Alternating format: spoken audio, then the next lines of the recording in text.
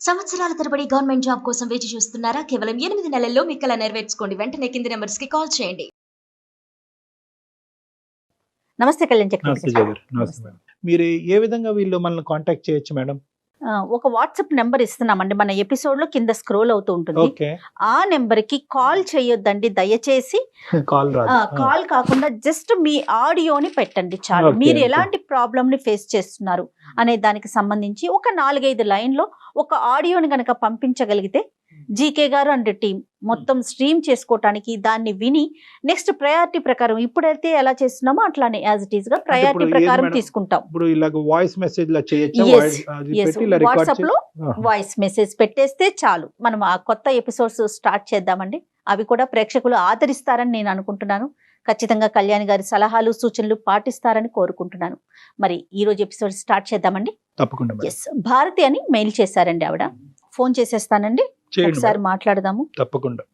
ఇంకా నాకు సొల్యూషన్ లేదు, పరిష్కారం లేదు అనుకున్నప్పుడు చావేనేమో, డెత్ డెత్ డెత్ అనుకో. మనిషి కోరుకోంది ఏదన్నా ప్రపంచంలో ఉందంటే అది చావే మేడం. అది కోరుకో. భారతి గారు నమస్తే అండి. నమస్తే అండి.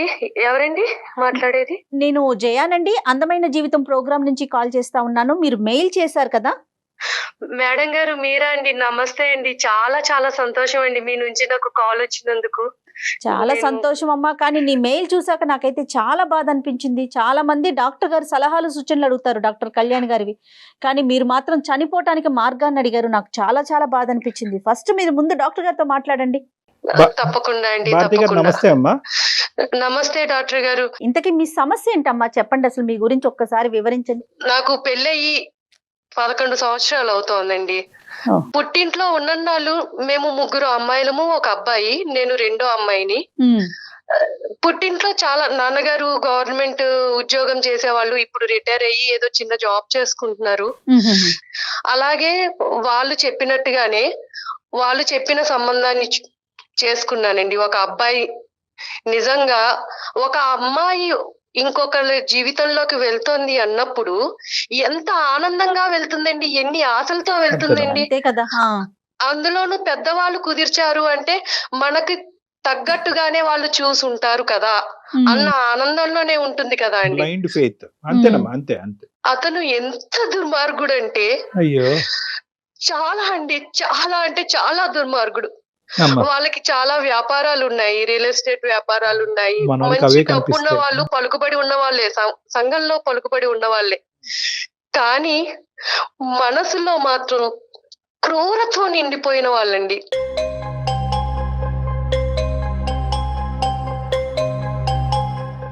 మొదటి రాత్రి నుండే అతని అరాచకాన్ని నా మీద చూపిస్తూ ఉన్నాడండి.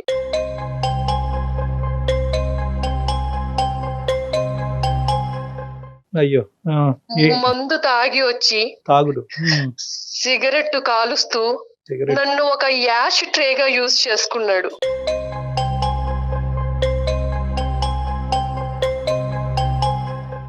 ఆయన ఎలా భావించేవారంటే Hmm. ఈ మొహాన్ని నేను చేసుకోవడం ఏంటి, దీన్ని భరించాల్సిన కర్మ నాకేంటి, దీంతో నాకు సంబంధం లేదు అన్నట్టుగా ప్రవర్తించేవారండి. అదేలేండి. ఆయనకి ఉన్న చెడు అలవాట్లు ఒకటి కాదండి, ఒకటి కాదు. ఏ అలవాట్లయితే ఉండకూడదో అన్నీ అన్ని ఉన్నాయి. రకాల అలవాట్లు ఉన్నాయి, అన్ని అలవాట్లు ఉన్నాయి. అంటే భారతి గారు ఫైనాన్షియల్ గా వాళ్ళకన్నా మీరు ఏమన్నా తక్కువ అండి? అట్లాంటి భావన ఉండేది అతనికి? ఫైనాన్షియల్ గా వాళ్ళకన్నా తక్కువే, కానీ మా పేరెంట్స్ మంచిగానే చక్కగా అన్ని వాళ్ళు అడిగినట్టుగానే చేశారు, పంపించారండి. ఎంతమ్మా ఇప్పుడు ఈ స్థాయిలో తాగేవాడి గురించి కనుక్కోవటం ఎంత చెప్పండి. ఆ వీధిలో రోడ్లు ఊడ్చే వాళ్ళని అడిగినా కూడా చెప్తారు, అమ్మా ఎలాంటి వాడు ఇలాంటి వాడు అంటే, బాబు వాడు తాగి ఎక్కడెక్కడ పడిపోతా ఉంటాడని చెప్తారు. అసలు ఏమైనా వాకప్ వాకప్ జరిగిందా? చేశారా? అసలు అలాంటి వాకబుల్ చేయలేదండి. చెప్పారు వాళ్ళకి వ్యాపారాలు ఉన్నాయి, డబ్బున్న వాళ్ళు, డబ్బులు, వాళ్ళకి వ్యాపారం. సంఘంలో పలుకుబడి ఉంది, మీ అమ్మాయిని ఆ ఇంట్లోకి ఇస్తే సుఖపడుతుంది, అలా చెప్పి వాళ్ళు నన్ను పంపించారండి. నాకు కూడా అలాగే చెప్పారు, అమ్మ నువ్వు పుట్టింట్లో కన్నా అత్తారింట్లో చాలా సుఖపడతావు, నువ్వు చాలా అదృష్టవంతురాలివి.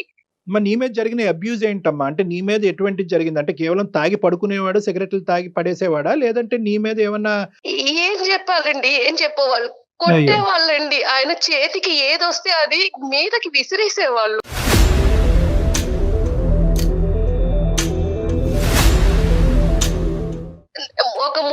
తర్వాత 3 years. నేను కడుపుతోటి ఉన్నానండి. అప్పుడే ఆ చెప్తారు. దుర్మార్గుడితో ముందు ఉమ్, ఒక బిడ్డకి తల్లినయ్యాను. ఓకేనమ్మా. ఆ టైంలో నాకు ఏమనిపించిందంటే అత్తారింట్లో ఉండటం కన్నా పుట్టింటికి వెళితే వాళ్ళ ఆదరణతో ఒక మంచి బిడ్డకి తల్లినవుతాను అని ఆలోచించి నేను పుట్టింటికి వెళ్ళిపోయానండి.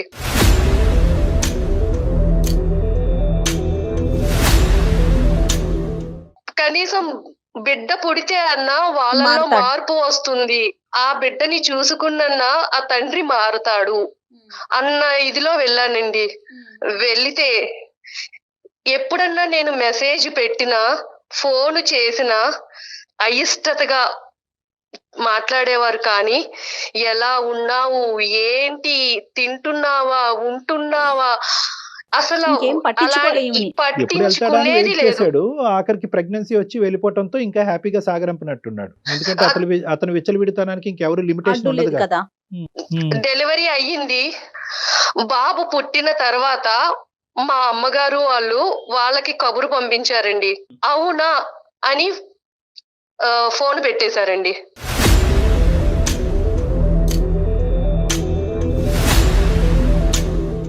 సరే, ఫైనల్ గా ఎప్పుడు చెప్పావమ్మా? మీ పుట్టింటోళ్ళకి ఎప్పుడు చెప్పావు? వాళ్ళ రియాక్షన్ ఏంటి? అది ఇంపార్టెంట్ మాకు. పుట్టింటి వాళ్ళకి ఎప్పుడు చెప్పానంటే ఎప్పుడైతే వాళ్ళు బిడ్డని కూడా చూడటానికి రాలేదో అప్పుడు చెప్పారు. అప్పుడు చెప్పానండి. అప్పుడు చెప్పాక ఇప్పుడు అసలైన బాధ నాది మొదలైంది. ఇప్పుడు పుట్టింటి వాళ్ళకి నేను చులకనైపోయాను.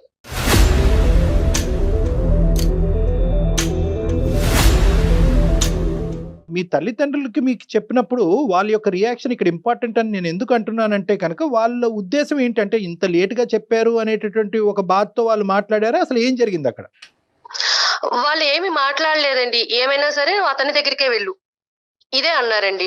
ఏది నీ కథ అంతా పూర్తిగా విన్నారా? పడినటువంటి హింస బాధ అంతా వివరంగా చెప్పిన తర్వాత కూడా అక్కడికి వెళ్ళు. అన్ని చెప్పానండి, అన్ని చెప్పాను. అతను ఎలాంటి వాడు, నా అక్కలతోటి ఎదుటి స్త్రీలతోటి నన్ను ఎలా కంపేర్ చేసి నన్ను ఎంత అసహనంగా మాట్లాడేవాడు, అవన్నీ కూడా నేను వాళ్ళకి చెప్పాను. అంటే ఏంటండి అర్థం కాలేదు భారతి గారు, కొంచెం వివరంగా చెప్పండి. ఎప్పుడైనా బయటికి తీసుకువెళ్ళినప్పుడు అండి, ఫంక్షన్లకి వాటికి వెళ్ళినప్పుడు అక్కడున్న ఆడవాళ్లతోటి కంపేర్ చేసేవాళ్ళండి. వాళ్ళు చూడు ఎలా ఉన్నారో, వాళ్ళ సౌష్ఠవం చూడు ఎలా ఉందో.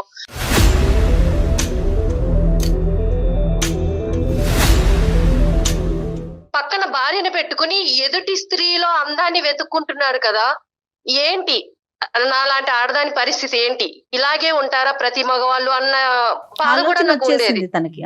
సరే, ఇక్కడ ఈ మీ ఆయన గురించి ఇంకా పూర్తిగా చాలా వివరంగా కూలంకుషంగా చెప్పావమ్మా. అసలు మీ తల్లిదండ్రుల యొక్క రియాక్షన్ ఏంటి? వాళ్ళు ఏమన్నారు? చెప్తే వాళ్ళ రియాక్షన్ ఏంటంటే, మా నాన్నగారు అసలు ఏమీ మాట్లాడరండి, ఏమీ మాట్లాడరు. మా అమ్మగారు ఏం చెప్తే అది, మా అమ్మగారు ఎలా చెప్తే అలా. కూర్చోమంటే కూర్చుంటారు, నుంచోమంటే నుంచుంటారు. అంతా మా అమ్మగారి చేతుల్లోనే ఉందండి.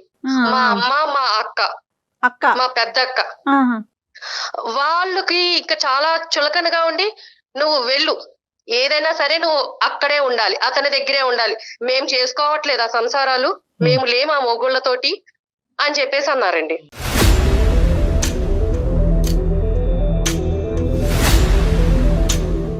అంటే వాళ్ళ ఉద్దేశ ప్రకారం ఏంటంటే కనుక, ఒకసారి పెళ్లి చేసుకుంటే కనుక చావరేవో అక్కడే తేల్చుకోవాలి, మళ్ళీ పుట్టింటికి తిరిగి రాకూడదు అనేది. తిరిగి రాకూడదు.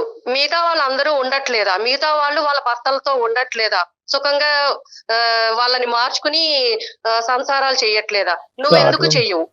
అటువైపు నరకాసుడైనా హిరణ్యకశిపుడైనా ఎవరైనా కూడా అక్కడ ఉండాలి. రైట్, ఓకే, అర్థమైందమ్మా. మీ పేరెంట్స్ యొక్క, మీ ఫ్యామిలీ యొక్క సైకాలజీ అర్థమైంది. తర్వాత అమ్మా, మీ సిస్టర్స్ ఇద్దరు హ్యాపీయేనమ్మా? మీ సిస్టర్స్ ఇద్దరు హ్యాపీయే? వాళ్ళ హ్యాపీ, చాలా హ్యాపీగా ఉన్నారండి, వాళ్ళు చాలా హ్యాపీగా ఉన్నారు. సో పుట్టింటికి వచ్చిన తర్వాత నీ బాధ చెప్పుకునేటటువంటి క్రమంలో మీ సిస్టర్స్ దగ్గర నుంచి కూడా నీకు ఎటువంటి సపోర్ట్ రాలే? సపోర్ట్ రాలేదండి. ఒక రకమైన టార్చర్ కాదండి. మా అమ్మగారు గాని, మా పెద్దక్క గాని అసలు పెళ్లికి ముందు వాళ్ళు ఎలా ఉండేవాళ్ళు, నన్ను ఎలా చూసుకునేవాళ్ళు, అలాంటిది పెళ్ళయ్యాక భర్త ఆదరణ లేకపోతే ఇంత హింసిస్తారా నన్ను? అమ్మ కూడానా? అమ్మ కూడా అండి, అమ్మ కూడా. అంటే వాళ్ళకి ఒక చులకన ఏర్పడిపోయింది. అంటే దీనికి ఎవరి సపోర్టు లేదు, ఇది మన మీదే ఉంది, మన మీదే బతకాలి, దీనికి మనం తప్ప దిక్కు లేదు అని చెప్పి ఇంట్లో చాకిరీ అండి, చాకిరీ, ఎంత గొడ్డు చాకిరీ చేయించేవాళ్ళు. వంట పని, ఇంటి పని, ఇంకా ఇదని అదని లేదండి, మొత్తం అంతా వాళ్ళకి అలుసైపోయాను నేను. అంటే దీనికి మొగుడు అంట లేదు, వీళ్ళకి మనమే దిక్కు, ఇది ఏం చెప్పినా వినాల్సిందే, మనం ఏం చెప్తే అది చేయాల్సిందే అన్నట్టుగా ఉండేవాళ్ళు. ఇప్పుడు మీరు పాప బాబా అన్నారండి? బాబండి, అది అదృష్టమో దురదృష్టమో నిజంగా అండి, ఆ బాబు పుట్టాడు అని ఆనందపడడానికి కూడా లేదండి. వాడు చాలా హైపర్ అండి, హెల్త్ ఇష్యూస్ చాలా అంటే చాలా ఉన్నాయి. ఫిజికల్ హెల్త్ అమ్మా, mental health? Physical and mental health బాగుండక ఫిజికల్ గా అసలు చాలా అండి, చాలా హైపర్ యాక్టివ్ అండి. ఎంత అల్లరి చేస్తాడంటే అసలు స్కూల్లో కూడా ప్రతి 3 నెలలకి పేరెంట్స్ నుంచి కంప్లైంట్లు అండి, మా అబ్బాయిని కొట్టాడండి, ఇదిగోండి మేము ఇలా సఫర్ అవుతున్నాము. వాళ్ళు ప్రిన్సిపల్ కి కంప్లైంట్ చేయడం, అప్పుడు ప్రిన్సిపల్ ఏమో అమ్మా ఇలాంటి పిల్లలు మా స్కూల్లో కాదమ్మా, మీరు వేరే స్కూల్లో జాయిన్ చేసుకోండి, మాకు టీసీ ఇచ్చేయడం. చాలా చాలా ఎవ్వరు ఒక్క అరగంట కూడా ఆ బాబుని చూస్తే బాబోయ్ ఈతన్ని పెంచుతున్న తల్లి ఎవరు, ఏమిటి ఇంత అల్లరి చేస్తున్నాడు, ఇలా ఉన్నాడేంటి పిల్లాడని చెప్పి మా అక్క కూడానండి అసలు ఇలాంటి వాడికి జన్మనిచ్చావా నువ్వు, వీడు పురిట్లో చనిపోయినా బాగుండేది.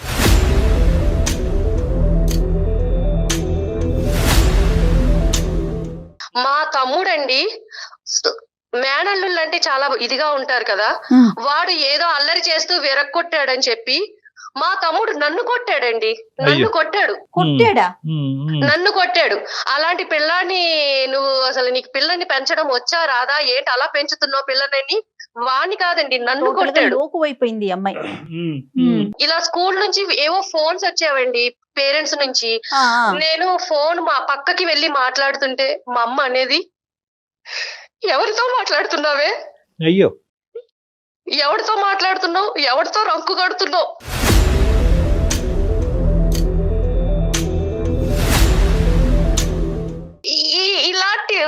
అలాంటి మాటలు మాట్లాడినప్పుడు ఒక ఆడదానిగా నేను ఎంత ఇదవుతానండి. మా అక్క మల్లెపూలు కొనుక్కునేదండి, ఒకసారి ఆ మల్లెపూలు నా చేతిలోకి తీసుకుంటే నీలాంటి దానికి ఎందుకే మల్లెపూలు అందండి. అంటే నేను ఎందుకు పనికిరాని దాన్ని, అంటే వాళ్ళకి ఎందుకు అంత లోకం అయిపోయాను, ఎందుకు అంత చులకనగా మాట్లాడాలి నన్ను.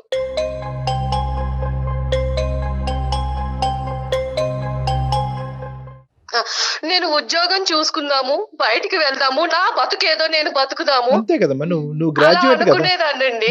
కానీ అన్ని దారులు మూసేశారండి, అన్ని దారులు మూసేశారు. బయట ప్రపంచం అంటే ఏమిటో తెలియకుండా చేసేశారు, నన్ను నిర్బంధించేశారు. నా తల్లి నా అక్క వీళ్ళందరూ కూడా నన్ను బంధించేశారు, నిర్బంధించేసి అసలు ఏమీ తెలియని దానిలాగా చేసేశారండి.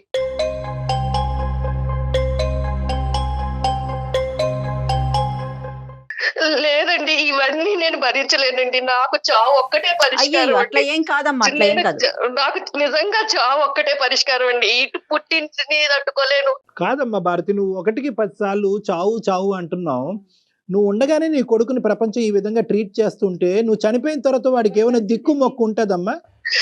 వాడిని తీసుకెళ్లి ఒక పిచ్చి ఆసుపత్రిలో పడేసి జీవితాంతం నువ్వు ఇక్కడే సావరా అంటారు. లేదంటే ఏదో నేరం చేస్తే కనుక తీసుకెళ్లి జైల్లో పెట్టి అక్కడ జీవిత ఖైదీలాగా ఉంటాడు. అది తప్పు. ఒకటి at the end of the day ఒక తల్లి పాత్రలో నేను నిలబడినప్పుడు 100 106 వాడి జీవితాన్ని చక్కదిద్దేంత వరకు నువ్వు చావు అనే పదం వాడకూడదు, ఎప్పటికీ వాడకూడదు. ఎవరు నీ తరపున మంచిగా మాట్లాడే వాళ్ళు ఒక్కరు లేరమ్మా. నువ్వు పెళ్లి కాకముందు అందరూ దేవతలు దేవుళ్ళు ఒక మంచి సంబంధం చూశారు కాబట్టి కళ్ళు మూసుకుని చేసుకున్నానని నువ్వు అంటున్నావు. ఏమైపోయారు ఈ దేవతలు దేవుళ్ళు ఇప్పుడు? నేను మా నాన్నగారితోటే మాట్లాడాలనుకుంటున్నానండి. మా నాన్నగారే ఈ సమస్యకి ఏమన్నా మాట్లాడతారేమో, నాకు సమస్య పరిష్కారం చూపిస్తారేమో. మాట్లాడిన మహానుభావుడు ఇప్పుడు మాట్లాడతాడమ్మా. 9 సంవత్సరాల తర్వాత ఈ హింసంతా కళ్ళెదురుగుంటా కూర్చున్నటువంటి మీ నాన్న ఇప్పుడు మాట్లాడతాడా నువ్వు అడిగితే? నీకు నమ్మకం ఉందా? నిలదీయాలనుకుంటున్నానండి, మా నాన్నగారిని నిలదీయాలనుకుంటున్నాను. నిలదీసే ముందు ఒకసారి నిన్ను నువ్వు కూడా ప్రశ్నించుకో భారతి. ఇప్పుడు గ్రాడ్యుయేట్ చదువుకున్న పిల్ల, అతనితో బాధలు 3 ఏళ్లు పడి పుట్టింట్లో చెప్పలేదు, కనీసం బయటకు వచ్చి నీ కాళ్ళ మీద నువ్వు బతకలేవా? ఫ్రెండ్స్ గాని ఎవ్వరు లేరా భారతి? ప్రపంచం నాకు ఏమన్నా అసలు ఏమైపోయిందమ్మా?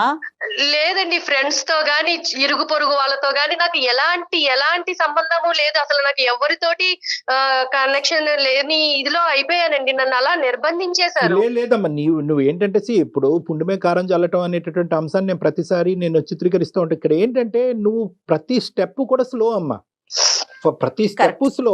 ఒకటి ఏంటంటే ఐదర్ అవతల వాళ్ళ గురించి సాక్రిఫైస్ చేస్తావు, మొగుడు శాడిస్ట్ అయినా కూడా కొడుకుని ఇస్తే కనుక వాడు దేవుడు అయిపోతాడని అనుకున్నావు, తల్లిదండ్రులకు చెప్తే వాళ్ళు బాధపడతారు అనుకున్నావు, మళ్ళీ అక్కడ కంగు తిన్నావు. మీ తల్లిదండ్రులు వాళ్ళు ఏంటంటే కంప్లీట్ గా రివర్స్ పిక్చర్ చూపెట్టి వాడికి మించినటువంటి శాడిస్ట్ లాగా ఏమనుకోవద్దు, వాడికి మించిన శాడిస్ట్ లాగా వీళ్ళు తయారయ్యారు. ఎక్కడ కూడా పుట్టింటి వాళ్ళు ఇలా రియాక్ట్ అవుతారని మనం అనుకోలేదు. దానికి తోడు ఏంటంటే ఎప్పుడైతే నీ కొడుకు ఇలా పుట్టాడో నీకేంటంటే అన్ని ద్వారాలు మూసిపోయి నాకు ఇంకో జీవితం లేదని చెప్పి నువ్వు ఫిక్స్ అయిపోయావు.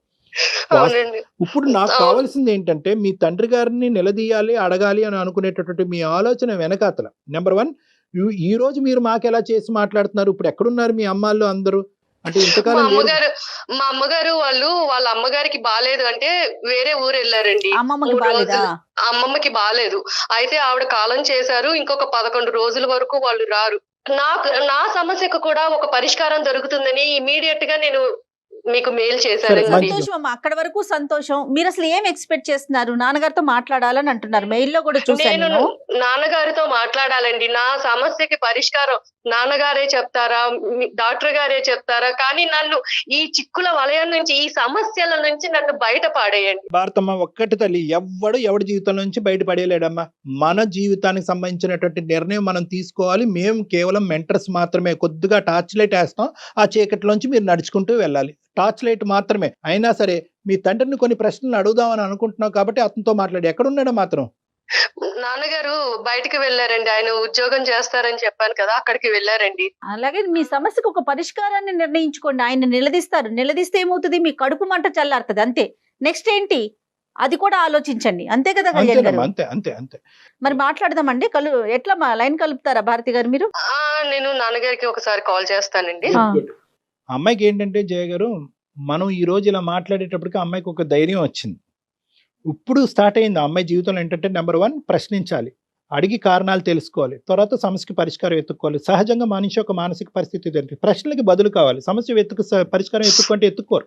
అదే నమ్ముతాను, అందరికి అదే నమ్మకాన్ని ఇస్తూ ఉంటాను. మన థింకింగ్ లైన్ మారాలి. హలో, ఏంటమ్మా? ఏం చేస్తున్నావు నాన్న? ఏం చేస్తున్నానమ్మా, ఇప్పుడుండే కష్టాలే. నాన్న, నా పరిస్థితి నువ్వు చూస్తున్నావా నాన్న? ఇంట్లో పరిస్థితి నీకు అర్థం అవుతుందా నాన్న?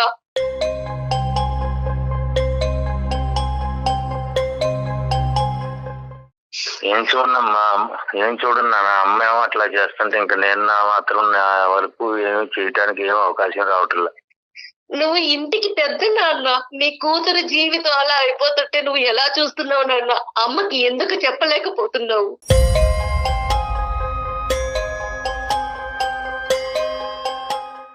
మీ అమ్మ పెట్టే చిత్రహింసలకి నేను చెప్పినా గానీ వినటం లేదు, చెప్పేటంత అవకాశమే ఇవ్వటం లేదు నాన్న. మీరు అలా అంటే కుదరదు నాన్న. నా సమస్యకి పరిష్కారం చెప్పాలి. మీరు నా కన్న తండ్రి, నా జీవితం ఇలా అయిపోయింది మీరు చూసిన సంబంధమే కదా నాన్న నేను చేసుకున్నాను.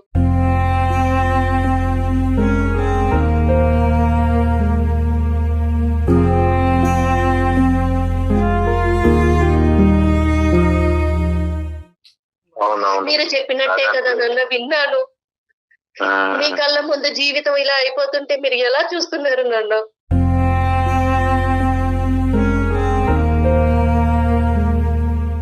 నా బాధని ఎవరితో చెప్పుకోవాలో తెలియక అందమైన జీవితం అనే ప్రోగ్రామ్ ని డాక్టర్ గారికి చెప్పుకుందాము, కళ్యాణ చక్రవర్తి గారిని సలహా అడుగుదామని వాళ్ళని అప్రోచ్ అయ్యాను నాన్న. వాళ్ళకి మెయిల్ పంపించాను. ఈ సమస్యల నుంచి నన్ను ఎలాగైనా సరే మీరు బయటపడేయాలండి. నాకు ఒక్కట చావు తప్ప ఏది కనిపించట్లేదు నాన్న.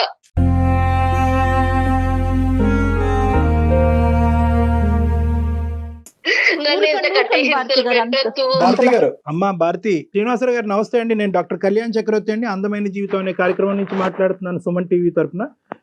నాతో పాటు జయ మేడం కూడా ఉన్నారు. నమస్తే అండి శ్రీనివాస్ గారు. ఎక్కడున్నారు శ్రీనివాస్ గారు? మీరు ఏం చేస్తున్నారు? మీ అమ్మాయి పరిస్థితిని అర్థం చేసుకున్నారా? ఏం చేయబోతున్నారు? ఏం చేశారు? వాళ్ళు చిన్నప్పుడు నానా ఇబ్బందులు పడి పెంచానండి. కష్టాల్లో చాలా ఇబ్బందులు పడి కష్టాలు పడి నా భార్య సరిగా అర్థం చేసుకోకుండా నన్నే ఇబ్బంది పెట్టేసి అవును చాలా చిత్రహింసలకు గురి చేసిందండి. ఎవరు మిమ్మల్ని? మిమ్మల్ని?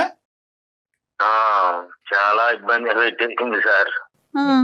సో నేనే అట్లాగే కావలేక బ్రతికి ఇక ఉండి నా భార్యకి ఎదురు చెప్పలేక అట్లా బతుకుతున్నానండి. ఆమెకి దాసోహం అయిపోయారా? మీదే పెద్ద కథలా ఉందా మీ ఆ. అమ్మాయి కంటే? సరే అయిపోయారు, కానీ పెళ్లి గురించి ఒక ఆడపిల్ల ఎంత దాసోహం అయ్యి ఎంత ఆవిడ మీ కాళ్ళ కింద ఆవిడ కాళ్ళ కింద మీరు చెప్పైనా బానిస అయినా కూడా at the end of the day ఒక ఆడబిడ్డ యొక్క వేరే ఇంటికి పంపించే ఆడబిడ్డకు సంబంధించినటువంటి సంబంధం డిసైడ్ చేసేటప్పుడు ఆచితూచి నిర్ణయించుకోవాల్సినటువంటి అవసరం ఉంది. ఎందుకంటే మీలాగా మీ అమ్మాయి జీవితం అవ్వకూడదు కాబట్టి. మీరు భరించిన బాధ మీకు తెలుసు. అలాంటిది మీ పిల్ల విషయంలో మీరు ఎందుకు చేశారు? ముందుగా మీరు అన్ని కనుక్కుని ఎలాంటి వాడు ఏంటి అవన్నీ కనుక్కోద్దా? డబ్బు ఉంటే సరిపోతుందా నాన్న? ఇంకా పిల్ల సుఖపడుతుందా లేదా అని మీరు చూసుకోక్కర్లేదా? నేను అన్ని ఎంక్వైరీ చేశాను నాన్న, మంచి సంబంధం అని.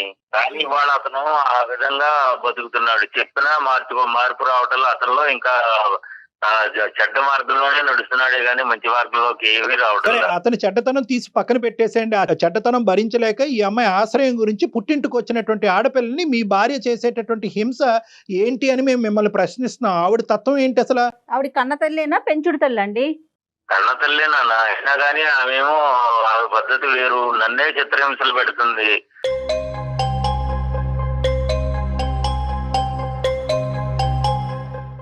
గ్యాస్ స్టవ్ మీద వచ్చి ఆ శారీ వేసేసి ఇక నేను చచ్చిపోతానని అంటుంది. అయినా నేను ఎదురు చెప్పలేక ఇక నేను బ్రతుకుతున్నా.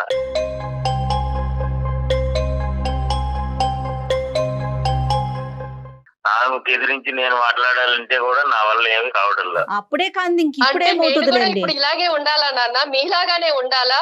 మరి ఇప్పుడు ఈ పిల్ల పరిస్థితి మీలాగానే ఏంటండి? చావో బతుకో సైలెంట్ అయిపోయి అక్కడే బతకాలా? వెళ్ళిపోమంటారా? ఏంటి నాన్న? నా బతుకు నన్ను ఎలా బతకాలో మీరు చెప్పండి. కాదండి, ఇప్పుడు ఒకటి శ్రీనివాస్ గారు, మీ ఆవిడ ఏమో వచ్చి గ్యాస్ స్టవ్ మీద చీర పెట్టుకుని ముట్టించుకుంటది అనేటటువంటి భయంతో మీరు వెనకడిగేస్తున్నారు. ఇప్పుడు అదే మాట మీ కూతురు అంటుంది, నేను బ్రతకాలా చచ్చిపోవాలా?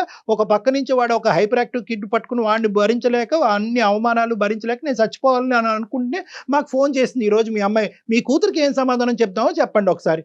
వాడిని కేకలేసి మంచిగా బతికేది బతకమని చెప్పాను ఇంట్లోనే, వాళ్ళ ఇంట్లోనే. ఇంకా అంతకంటే చెప్పేది ఏముంది ఇంకా? అయ్యో రామా.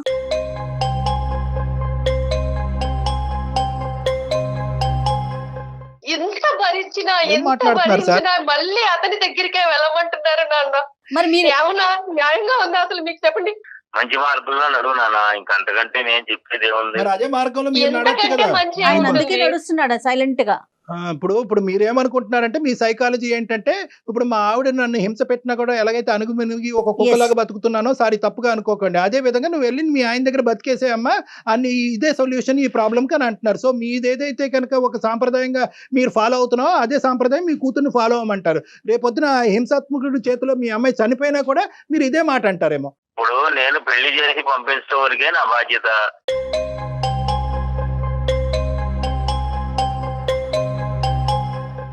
వాళ్ళు అంటే చేతులు బాధపడండి. దులిపేసుకున్నారా నాన్న? పెళ్లి దులిపేసుకున్నాడు, అయిపోయిన తర్వాత ఇంకేంటి? చేతులు దులిపేసుకున్నారా మీరు అసలు? ఇప్పుడు మీ ఆవిడ నోరు ఆవిడ ఏంటంటే ప్రత్యక్షంగా కనిపిస్తుంది, మీరేంటంటే ఎక్కడో ఉద్యోగం చేసుకుంటున్నారు కాబట్టి మీ యొక్క తీరు, మీ వ్యక్తిత్వం, మీ మాట పద్ధతులు, మీ ఆలోచన శైలి ఇప్పుడుకొచ్చి ఈ మహాతల్లికి కనిపించలేదు. అంటే తల్లిదండ్రులు ఇద్దరు ఒకటే. పోనీ అమ్మాయి కాళ్ళ మీద నిలబడుతుంది కదా, దానికైనా ఈయన సపోర్ట్ చేయొచ్చు కదండి. ఏమండి అదే నన్ను ఆ అంశం బయటపడేమనండి. నన్ను చెప్పండి. ఎక్కడికన్నా తీసుకెళ్లి ఎక్కడైనా ఉంచండి. నా బతుకేదో నేను బతుకుతాను. ఆ మా అమ్మాయి వయసులో ఉంది కదా అని చెప్పి బయటికి వెళ్తే నలుగురు 4 రకాలుగా మాట్లాడతారు, అందుకని రకరకాల పద్ధతులు వస్తాయి అని చెప్పి వాళ్ళ అమ్మకి ఇష్టం లేదు, ఉద్యోగం చేయించుదామనే ఉద్దేశం లేదు. ఆ, మీకు అది ఏంటి నాన్న? మీ పెంపకం మీద మీకు నమ్మకం లేదా నాన్న?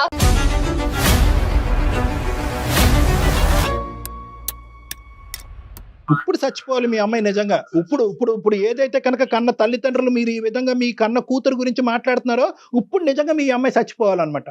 మీ బిడ్డ మీద మీరు నమ్మకం లేదండి, ఆ అమ్మాయి క్యారెక్టర్ గురించి మీరు మాట్లాడుతున్నారా ఈ రోజు? వాళ్ళు చక్కగానే ఇంట్లో బతుకుతానంటున్నారు కదా, ఇంట్లో ఉండే ఏమైంది? బయటికి వెళ్ళి 4 మాటలు అనిపించుకునే దానికంటే ఇంట్లో చక్కగా ఇంట్లో అంత ఉన్నానా గొప్పగా నాన్న? ఉందండి మీ ఇంట్లో? మీరు చూస్తున్నారు కదా, దాన్ని చక్కగా ఉండడం అంటారా? చెప్పండి. వాళ్ళ ఫ్యామిలీ మెంబర్స్ తో మాట్లాడారా? వాళ్ళ పెద్దవాళ్ళతో ఏమన్నా మాట్లాడారండి శ్రీనివాస్ గారు? మాట్లాడాము సార్, మాట్లాడాము, అన్ని అయినాయి, ఏమన్నారండి? ఏం చెప్పాడు అతను? వాడేమో వాడి పద్ధతిలో వాడు నడుస్తాడు, అల్లుడు గాడు. మా అమ్మాయినేమో చిత్రహింసలు పెడతారు, మా ఆవిడేమో నన్ను పెట్టిన దానికంటే ఎక్కువగా మా అమ్మాయిని కూడా పెడుతున్నారు అక్కడ. అన్నీ తెలుసు మీకు. అంతేగాని కనీసం వాళ్ళు ఒక కర్మ. ఫ్యామిలీ పద్ధతిగా కావాలని పెళ్లి చేసుకున్నాము, ఇంట్లో ఉంచుకుని మీ ఇంట్లో ఏమి ఇచ్చింది రండి, ఆ మాట ఏమండి? అనకూడదు కానీ ఏమండి వేరే ఫ్యామిలీ గురించి ఎందుకు మాట్లాడటం మనది అండి? చూసుకుందాం ముందు. అత్తింట్లో నరకాన్ని అనుభవిస్తూ పుట్టింటికి వస్తే కనుక అక్కడ మించిన నరకాన్ని మీ అమ్మ మీ ఆవిడ చూపెట్టింది సొంత కూతురికి. అంటే వాళ్ళ పెంపకం మీదే వాళ్ళకి నమ్మకం లేదు. ఇక్కడ నాకు అదే సరే అర్థమైంది. ఇప్పుడు మా అప్పుడు నాన్నగారి ఒకటమ్మా మాటలు అమ్మా బట్టి అదే ఒకటే అర్థమైంది. ఇంకా అమ్మ ఈ స్టోరీని ఇక్కడ క్లోజ్ చేయాలి Bharati. All doors are close. నా అనేటటువంటి మనుషుల్ని నమ్ముకుని నువ్వు బ్రతకాలి అనుకుంటే కనుక నువ్వు బ్రతకలేవు. నిన్ను నువ్వు నమ్ముకుంటేనే బ్రతకగలవు అనేటటువంటిది ఈ రోజు మీ నాన్న మాట ద్వారా మనకి ఇక్కడ అర్థమైంది. నేనేదో ఇతను పొడి చేస్తాడని చెప్పి ఫోన్ కలపండి అని నేను అన్నాను. నాకు తెలిసి ఇతని క్యారెక్టర్. అమ్మ భారతి చెప్పండి. రైట్. చెప్పండి. ఇప్పుడు నువ్వే నీ కౌన్సిలర్, నువ్వే నీ డాక్టర్, నీ మనోధైర్యమే నీ శక్తి. ఈ రోజు నీకంటూ ఒక బిడ్డ ఉన్నాడు, ఆ బిడ్డ పరిస్థితి కూడా అంత బాలేదని అంటున్నావు. నీ జీవితాన్ని నువ్వు పోషించుకుంటూ వాడిని కూడా కాసుకోవటం అనేది కష్టం. కాబట్టి ఈ దారి చెప్తున్నాను. ప్రధానంగా ఏంటంటే నిన్నెవ్వరు ఏ తలుపులు మూయలేదు, ఎవరు నిన్ను ఆపలేరు. నువ్వు బయటకు వచ్చి నీ కాళ్ళ మీద నువ్వు నిలబడేటటువంటి ప్రయత్నం నువ్వు చేయాలి. అదొకటే ఈ సమస్యకి పరిష్కారం. బయట ప్రపంచం అసలు ఎలా ఉంటుందో మర్చిపోయానండి. మర్చిపోయి 12 ఏళ్ళు అవుతుంది బయట ప్రపంచంతో సంబంధాలు తెగిపోయి. ఇన్ని రోజులు నువ్వు ఏం చేసావంటే కనుక నాకందరూ ఉన్నారు, ఈ అందరూ మారితే కనుక అక్కడ మొగుడు మారుతాడన్నావు, మారలేదు. తల్లి మారుతాడన్నావు, మారలేదు. తమ్ముడు మారుతాడన్నావు, మారలేదు. అక్క చెల్లి మారలేదు. ఈ రోజు మీ నాన్న మారుతాడని చెప్పి మాకు ఫోన్ చేసాం, మీ నాన్న కూడా మారలేదు. నాకు అలవాటు లేదండి, నాకు ఎవరు లేరు అండి అనేటటువంటిది కాదు. మీకు మేము ఉన్నాం. మీరు అంత మాట అన్నారు, మీరు నాకు అంత మోరల్ సపోర్ట్ ఇచ్చినప్పుడు నేను తప్పకుండా ఒక స్టెప్ తీసుకుంటాను. మా అమ్మగారు వాళ్ళు వచ్చే లోపు నేను ఎలాగైనా సరే నేను ఆ ఇంటి నుంచి బయటపడి నా కాళ్ళ మీద నేను నిలబడాలండి. ఎస్, నీ క్వాలిఫికేషన్ బట్టి అమ్మ ఇది అంత ఈజీ ప్రయాణం కాదు. నువ్వు అన్నట్టుగానే ఏంటంటే ఇప్పటి వరకు అక్కడే ఉంటూ అదే కుంపట్లో ఉంటూ ఆ విధంగానే బ్రతికి బయట ప్రపంచాన్ని అంతా నువ్వుగా కట్ చేసేసుకున్నావు చూడు. ఇప్పుడు బయట ప్రపంచంలోకి వచ్చి నీ కాళ్ళ మీద నిలబడటం అనేటటువంటిది అంత ఈజీ అయితే కాదు అని చెప్పి నువ్వు నరకం అనుభవించే అంత కష్టం కూడా కాదు. యాజ్ ఏ సైకాట్రిస్ట్ నేను ఏమంటున్నానంటే నీ కొడుక్కి మంచి రీహాబిలిటేషన్ సెంటర్లో పెట్టిద్దాం, ఫ్రీగా పెట్టిద్దాం. ఏదన్నా అట్లీస్ట్ నువ్వు ఏంటంటే నీ కాళ్ళ మీద నువ్వు నిలబడేంత వరకు ఆ రీహాబిలిటేషన్ సెంటర్కి ఏదైనా నువ్వు పే చేసేంత వరకు నీకు ఫ్రీగా మేము సపోర్ట్ ఇవ్వడానికి ట్రై చేస్తాం. ఓకే, ఆ అబ్బాయికి ప్రధానంగా ఏంటంటే మీ అందరూ గొడవల వల్ల ఏంటంటే వాడు నెగ్లెక్ట్ అయిపోతున్నాడు. 12-13 సంవత్సరాల తర్వాత ఇటువంటి పిల్లలు మారేదానికి అవకాశం ఉండదు. వాళ్ళు ఇంకా హింసాత్మకమైనటువంటి దారిలోకి వెళ్ళిపోతారు. కాబట్టి ఈరోజు నీ సమస్య ఒక ఎత్తు అయితే కనుక వాడిని బాగు చేయడం అనేది కూడా ఇంకో ఎత్తు. సో వాడికి ఇంకా 9 years అంటున్నావు కాబట్టి నెక్స్ట్ 3 years మనం వాడి యొక్క జీవితం ఒక గాడిలో పెట్టడానికి మనం అందరం యుద్ధం చేయాలి.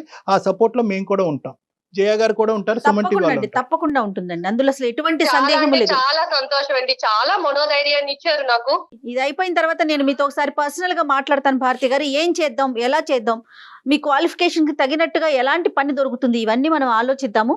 మీరు అన్నట్లుగా అమ్మ వాళ్ళు వచ్చేలోపు ఒక నిర్ణయం తీసుకోండి. అవసరమైతే ఒక కంప్లైంట్ పెట్టేసేయండి. అంతేనా కళ్యాణ్ గారు? ఎస్, ఓకేనమ్మా, ధైర్యంగా ఉండండి. సూపర్. ధన్యవాదాలండి డాక్టర్ గారు, చాలా సంతోషం అండి మీతో మాట్లాడాక నాకు చాలా హ్యాపీగా ఉందండి. ఆల్ ది బెస్ట్ అమ్మా, will be in touch with you. ఓకేనండి, థ్యాంక్ యూ అండి. Right sir. ఎలా మొదలైంది, ఎలా ఎండ్ అయింది చూడండి కళ్యాణి గారు. అమ్మాయికి ఏంటంటే అది నేను ఇందాక అన్నాను కదా స్టార్టింగ్ లో, కొన్ని ప్రశ్నలకు ఆ అమ్మాయికి బదులు దొరికేంత వరకు ఈ అమ్మాయి నెక్స్ట్ అడుగు ఏదో అని చెప్పి నేను స్టార్టింగ్ లో చెప్పాను. ఇప్పుడు ఆ సమాధానానికి తనకు దొరికింది. అంటే మా నాన్న మారుతాడేమో, మా నాన్న ద్వారా నేను ఇంట్లోంచి బయట పడచ్చేమో అనేటటువంటి ఆలోచనని ఇప్పుడు ఆ అమ్మాయికి ఏమర్థమైందంటే కనుక మా నాన్నగారు తలుపు వేసుకుని అతని స్వార్థం చూసుకుంటున్నాడు తెలిసింది. కాబట్టి ఇప్పుడు నెక్స్ట్ అడుగేయడానికి ఆ అమ్మాయి రెడీ అయింది. రైట్ అండి. ఎపిసోడ్ అయిపోయినాక నేను ఒకసారి పర్సనల్ గా తనతో మాట్లాడతాను, మీకు అప్డేట్ చేస్తాను. తప్పకుండా జయ గారు. Right, thank you so much అండి.